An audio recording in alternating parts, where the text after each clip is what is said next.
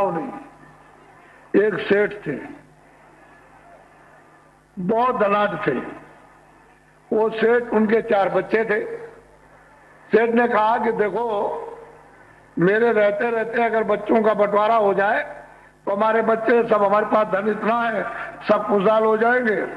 तो उन्होंने बच्चों की मां से कहा कि देख, अगर मैं कहीं चला जाऊं, यहां संसार में न रहूं, तो इतना इतना धन इनको, ये मकान इनको दे देना और बांट देना। कह लगे ठीक। तो कुछ तो सेठ जी ने दे दिया, और जो बाकी रह गया, जब उनको शरीर छूट गया तो बच्चों की मां रह गई, तो उसने उनको बांट दिया और बस शादी कर दी। सब लोग आराम से रहने लगे। ये उनको मालूम था कि मां के पास बहुत धन है। तो बच्चे आपस में बैठ के ये सोचने लगे कि भाई, ये धन के जो इसके पास है कैसे मिले। अब इतना धन उनके पास है, किसी तरह की उनकी बहुओं को और उनको कोई तकलीफ नहीं है, लेकिन फिर भी मतलब यह है कि वो ये सोचते हैं कि माँ बाप के पास, माँ के पास से कैसे निकल आए। तो सोचने लगे। सोचते सोचते सब लोगों ने ये विचार किया कि मर जाती तो अच्छा, मर जाती। अब क्या करें। अब जोशियों के पास गए। जोशियों ने कहा अगले साल में मर जाएगी। तो उन्होंने कहा अच्छा चलो कोई बात नहीं, अगले साल में मर जाएगी तो जो कुछ इसके पास रखा हम लोग आपस में बांट लेंगे। अब वो अगले साल भी नहीं मरी। 2 साल हो गए, 4 साल हो गए, 10 साल वो मरी नहीं। और रात दिन मनाया करे। तो उन्होंने सोचा अब क्या किया जाए। तो बुढ़िया जो है बेचारी, उनकी माँ बीमार हो गई। तो थोड़ा सा ऐसे मतलब है, बीमार हो गई, पड़ी जैसे बेहोश है।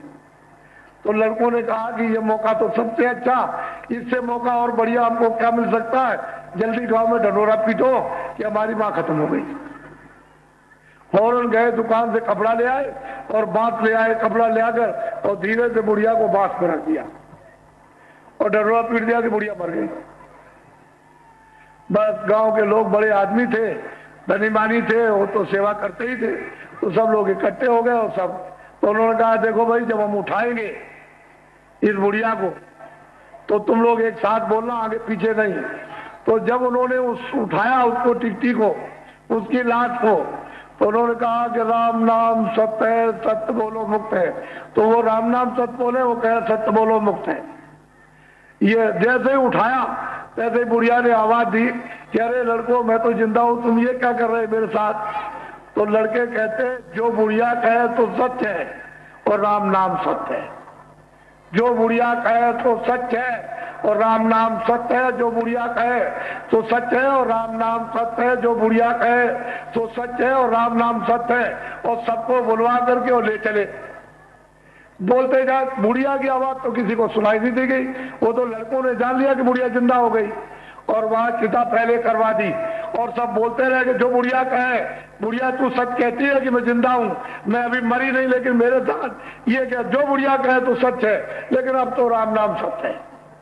बदले जा करके शोर बचाकर और अपनी माँ को, बुढ़िया को चिता पर रख के जला दिया। जिसके पेट से पैदा हुआ है उसके साथ तूने पैसे के लिए, यानी कृपण, इससे बड़ा और कृपण क्या हो सकता है कि अपनी माँ की उसने किस तरह से हत्या कर डाली। तो ऐसे लोग क्या कभी सुखी हो सकते? क्या आराम उनको मिल सकता है? क्या निरोगी? तो यही बात मोटी